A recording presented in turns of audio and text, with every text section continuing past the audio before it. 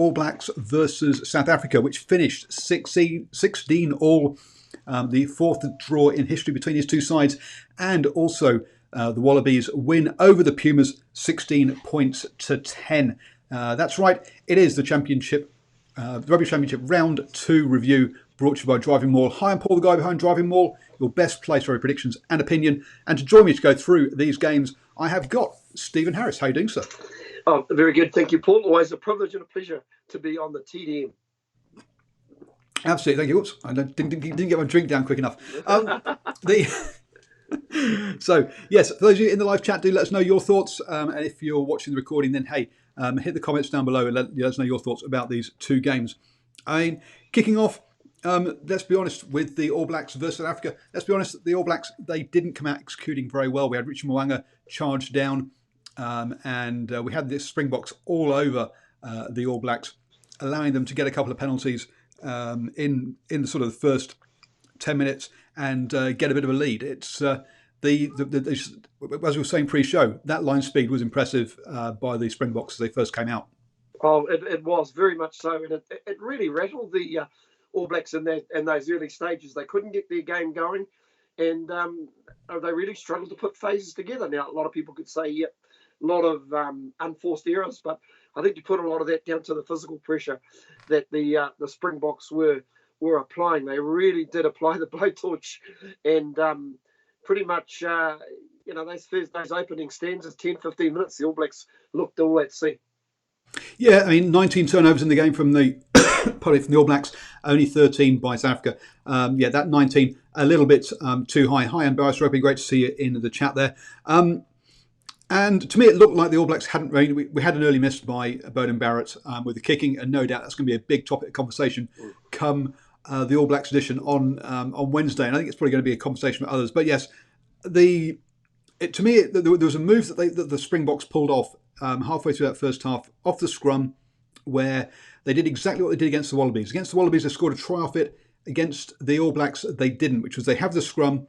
Delendi takes it up infield for one hit up, and then they switch back to the blind side, and you have that break down the side. This time, Faf de Klerk got caught, but a training ground move that we'd seen the previous weekend, but the All Blacks got caught out by it as well. Yeah, pretty simple sort of move, and I think sometimes at a time where the All Black coaches seem to be overthinking the strategy in and around having dual playmakers, sometimes it's best left when you do the simple things really well, and that's what the Springboks did. As we go further into the game, they also freed Cheslin Colby up on a couple of occasions, and really there was one opportunity that they freed him up, and it was really just a misdirected pass. I think he's only about 5'8", but I think it almost hit the top of his shoulder. So if the pass had been a little bit more well directed, he was pretty much on his way. Oh, both these sides had some really unsympathetic passing from both these sides. Yeah, hitting people's shoulders, playing passes behind them, passes going out basically being passed out of play. The All Blacks in particular, but I say both sides had some really, unsympathetic passing, and you get told, sympathetic passers, sure they've got to be at pace, but put them out in front where the hands are. A lot of the things they were going all over the shop. Oh, Paul, there was a time probably a couple of seasons ago where you could arguably say the All Blacks were pretty much outskilling everybody, especially in and around the pass, in and around the ball movement. Boy, how times have changed in the last couple of years, and at this stage, probably just their activation letting them down, and it was almost a follow-on effect from their second 40 minutes they played against Los Pumas a week ago. Yeah, but there was a score that came pretty much out of nowhere. Dwayne Vermeulen knocks the ball on. The ball gets spun wide to Sonny Bill Williams. Sonny Bill Williams puts in a lovely missed pass, which, let's be honest, not what we would consider to be his core skill, isn't passing. But lovely pass out to Beauden Barrett, skins puts the passes back inside to Goodhue, who's got a good supporting line. Over he goes for a try. And suddenly they go in at half-time, 7-6 up. I say, undeservedly, really. Oh, very, very much so. Pretty much, I know, listening to Ian Smith at the time, who was doing the comments for Sky, and he made that very point for all the field position, possession that the Springboks had, you looked at that little picture on the left-hand side up in the corner, the scoreboard, and you go on at 7-6. And you know what? It can be somewhat deflating to a team that's done all the attacking. You've thrown pretty much the kitchen sink, the house at the other team, and you walk off feeling, gee, how are we down by a point? Yeah, absolutely. That also took the All Blacks past 16,000 test points for all time. I mean, they're the highest scoring team in the world. The next one is, I believe, somewhere around the 14,000 mark. So quite a long way behind. So yeah, so a nice milestone to pass there as well. Come out in the second half though, and the All Blacks managed actually to get some continuity together. I mean, they didn't get any in the first half, but they sort of dominated that first 10 minutes. Put on one penalty. Obviously, we had another miss from Barrett as well, and yeah, it looked like the All Blacks might be going through the gears a bit then. Yeah, I suppose, Paul, regardless of whether you're holding on to the ball in an attacking sense or just holding on to the ball for long periods, you're going to create pressure. You know, you're going to find guys maybe getting on the wrong side of the ruck or not basically clearing themselves quick enough, and that's just about building pressure. Very similar to what the Springboks had done in the first 15, 20 odd minutes of the first half. They just hung on to without really looking like they were going to break the All Blacks completely open. They were just basically doing enough to recycle quick ball, and that was the real difference. I think all of a sudden the All Blacks were just basically recycling ball just that a little bit quicker. At the passing, still though, I've got to say, wasn't always accurate, and sometimes players actually had to stop and take the pass, so it wasn't as fluent as what we had seen in the past. No, and we also we had early substitutions of props at that point as well. So the bench was used quite early on in that second half. Luckily, not everybody, because we had a scrappy few minutes, and then we lost Retallick to a pretty nasty shoulder injury, which has come. It's been revealed it's a dislocation. No one's really said what the actual turnaround time is, but hopefully we'll be back for every World Cup. Yeah, he looked in a lot of pain. Oh yeah, no, it didn't look good at all. I mean, to say there's a bit of talk about it, maybe a little bit more of a clean out from the side. You know, to me, it looked more accidental, looked more innocuous than anything else. Paul, I don't think it looked out and out dangerous or probably in the foul play zone. It's something that World Rugby is obviously looking out for and watching, and that's one of the reasons why it is.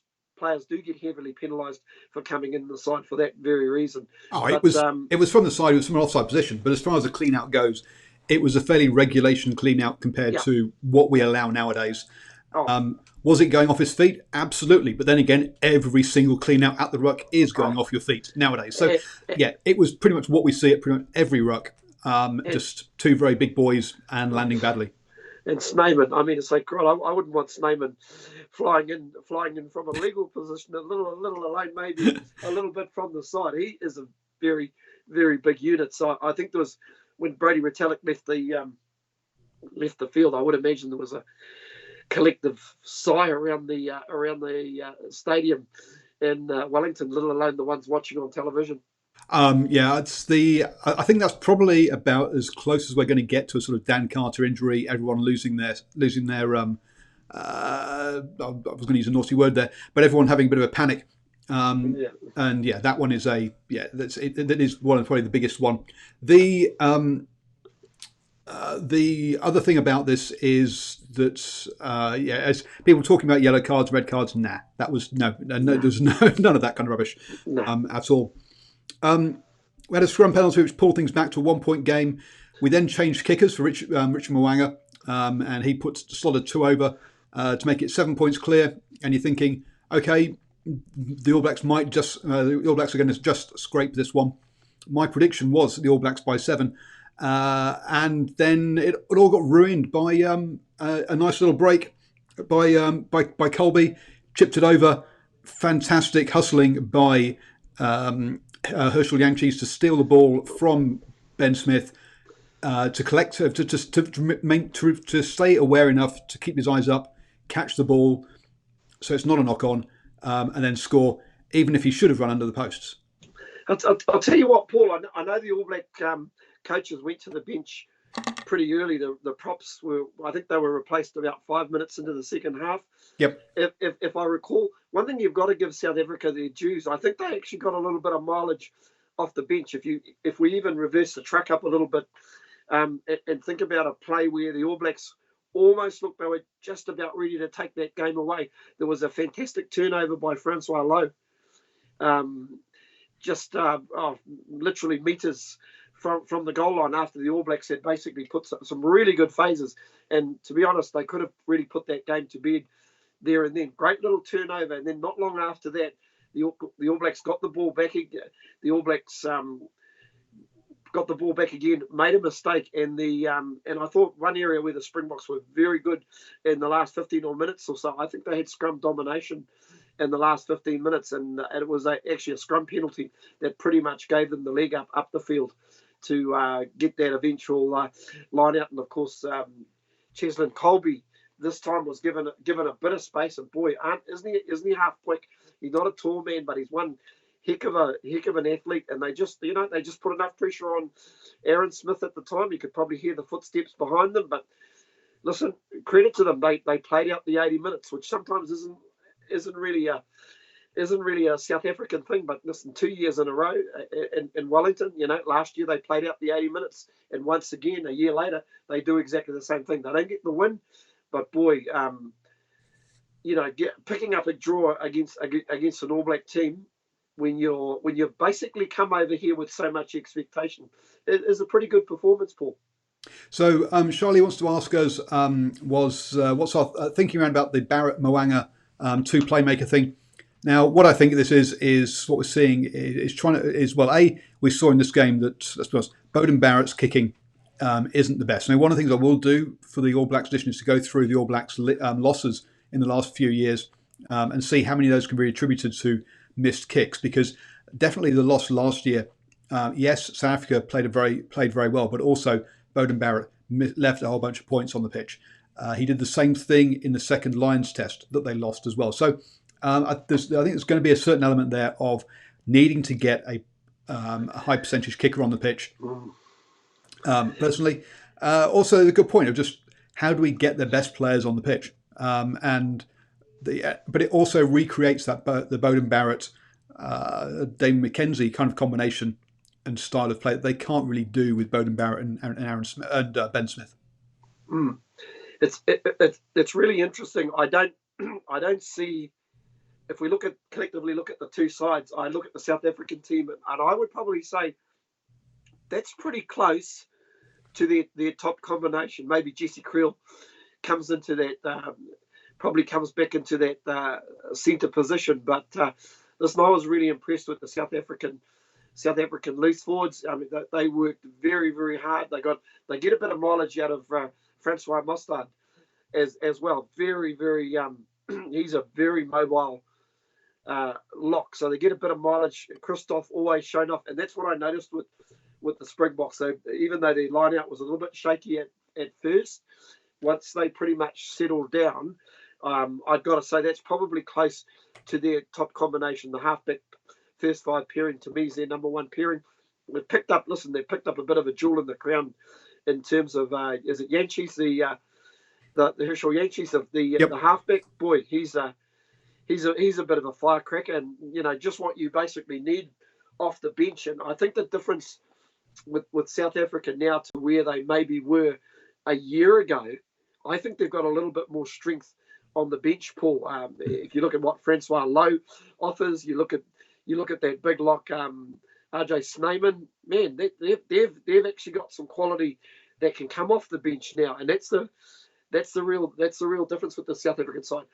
When you collectively look at the All Blacks, I don't know if the combination we saw is their number one combination at this time.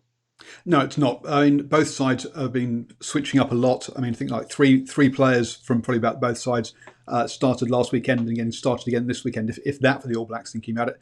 But so I mean, players like Ben Smith was one of the few. But so yeah, it was one or two, between 1 and 3 for both sides. So they both have shown they've got depth by the fact they won last weekend and drew this weekend against each other. which is good to see. How much this tells us as far as the Rugby World Cup goes, I think it doesn't tell us that much, to be honest. They've both got 3 or 4 games sort of 3 games, I think it is, to go until the Rugby World Cup, and both sides will have differences. I mean, Elton Yankees will definitely be in the match day 23, and he wasn't there this weekend. Paul, I was going to say, interestingly enough, I think it was about well into about the 33rd or 34th minute, I think the All Blacks finally decided to actually drive a line out, because in that first half hour or so, everything was pretty much off the top. South Africa were basically dealing well, with their line speed. They were hitting the All Blacks on the advantage line, and it wasn't really until they decided to actually drive a few line outs. So once again, you kind of wonder if teams are just basically holding little things back at this stage. Oh, absolutely, and they're definitely trying things and trying combinations. Absolutely, it is definitely happening at the moment. So, quick half-time break, just for me to tell you that a couple of Patreon specials that will be coming out will be looking at which are the key games to catch and definitely watch during the round robin stages of the Rugby World Cup, and also which sides are realistically could win the Rugby World Cup. So both of those will be coming out probably this week and next week. So if you want to become a supporter of DrivingMaul to get those, click down below, patreon.com/DrivingMaul. Coming back to the chat then. So then after that, we had the Wallabies versus the Pumas over in Brisbane. I'll be honest, I didn't do a live post-match reaction to this game because this was a horrible game to watch. The number. So we said the All Blacks turned over a lot of ball. They turned over 19 times and South Africa 13. So they did like 32 between them. Australia versus Argentina. Australia turned over the ball 24 times. Argentina a whopping 30 times. 54 turnovers in this game. That's one every minute and a half, or probably one every 30 seconds of actual gameplay. There was just no continuity to this game at all, was there? No, it just really never got going. I know probably if you thought the first half was hard work, the second half was really hard. Australia whose line out, I've got to say, worked very well. I'll give them some pluses for their line out. They were picking a couple of big loose forwards and Naisarani, who I'll tell you what, it looks like he's got something about him at number 8. Looks like he's getting better and better. But also they had Solokai Loto, who's played a lot at lock this year. So they had a very, very big back row on deck. I've been really impressed by Solokai Loto over these last 2 games. Yeah. He's looked good, and you know what? I think it's probably better that they actually stick with those guys. Go for a more sort of traditional 8 and 6 combo, because I know the Australians in the past have tried those 2 lightweight loose forwards. It'll be interesting to see what happens when I believe that David Pocock might be available for the next test in 12 days' time against the All Blacks. And listen, they're getting some real good value out of their locks as well. Isaac Rodder, who I thought had a very good game, and Rory Arnold seems to be improving with every test match that he plays. But I think the one area of this game, even though the likes of Los Pumas, and they had some opportunities in the first half, just basically making some good breaks, but just not being able to position the final try scoring pass. You got to give Australia a bit of credit for that. But I thought the one underlying area where Australia had an edge, and I think it pretty much told at the end of the day, was at scrum time. Oh, absolutely. I mean, one of the so this just briefly as to this game. So we started off with Karevi making ground, which caused the first penalty, which within about 10 minutes. It got pulled back to 3-3 around about halfway through that first half. With as I say, it was a fun game, but it was just crazy. I mean, offloads by the Pumas, 20 offloads in this game, which is just nuts. And here's a side that hasn't offloaded during Super Rugby at all, apart from Matera. And then suddenly this game they just go nuts. The one good thing in that first half was the move that the Wallabies pulled off the back of a scrum for Hodge to score out wide. But even that move, I mean, it was a good move, but it wasn't well executed. Let's be honest. It was well engineered, but the passing wasn't quite crisp enough, which meant that Hodge ended up having to cut back in and beat a player, whereas he should have been on his own just to walk over and put it down. But even so, they managed to get a nice score there. Hodge scoring that one, I know a lot of people kind of wonder why is Hodge in this side, to be honest, and they always do try and find a place for him. Apparently, his Super Rugby try scoring record is ahead of Folau after the same number of games. And you've got to remember that Folau is the highest scoring player ever in Super Rugby for tries. So Hodge just seems to be in the right place at the right time.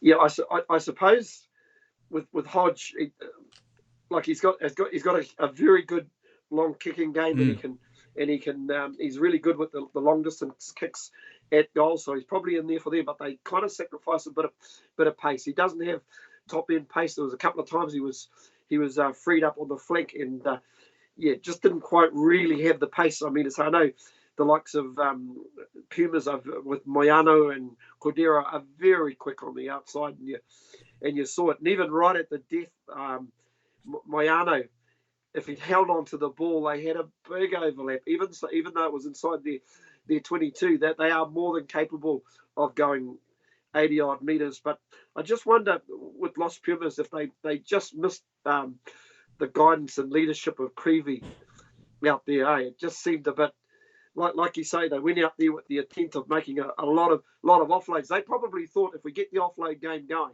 and we get them behind the Australians, the game is there for the taking.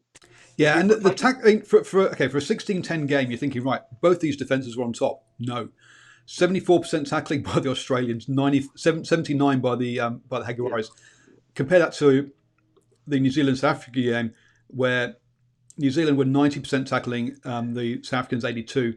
Wow. The tackling in this game was pretty poor, but so was the handling, which is why it ended up being a low scoring game and so messy.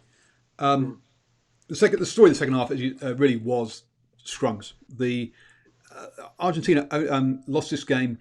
They both scored one converted try each, but they lost this game by 6 points. So basically by kick penalties. They only gave up 6 penalties, unlike 8 by Australia. 5 of those penalties were given up by props, which shows you that at scrum time they were destroyed, and that gave those 2 penalties in the second half to Australia. We had a fun 11-man line out by the Jaguares to get their try. And Matsumoto even missed a penalty at the end there, as you say, from that knock on, from another scrum penalty. The Argentina need to sort out their scrum before the Rugby World Cup, or they're going to be in some real trouble against 2 traditionally big pack sides in England and France. Yeah, and believe you me, they will get targeted in that particular area, and it just seems to me that whatever they bring off the bench in the second half at scrum time just struggles a little bit. If you think back to the All Black game the previous week, they weren't too bad in the first half, but in the second half they fell off. I thought they also fell off at line-out time as well, Paul. Australia with that big line-out put a lot of pressure on them. I think there's some plus signs there for the Australians. I can see some sort of incremental improvements, but once again, hard to gauge when you think about the quality of opposition when they come up against the All Blacks. I think the All Blacks will want a bit of bounce back as well after their performance.